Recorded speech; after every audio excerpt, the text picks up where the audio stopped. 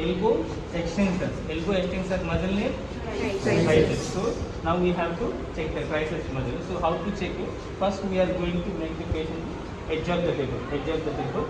Then we are going to see. Then we are going to flex the shoulder joint. We are going to flex the shoulder joint. After that, here this is our elbow. Elbow first it will be extension. So elbow first it will be extension. Like this we will make little more complete.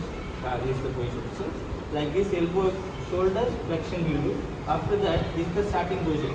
Testing position, we have to flex the elbow joint and wrist also. Flex the elbow joint and wrist. So this is the way how to check there is a tightness in triceps or not. If there is a tightness in the triceps, elbow will not go more flexion. Elbow will not go for more flexion.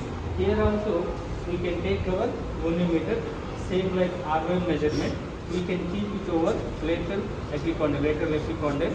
We will do first shoulder flexion. After that, we are going to do flexion. We are going to do elbow flexion. If there is a limited range compared to this side, we will tell there is a tightness in the triceps muscle.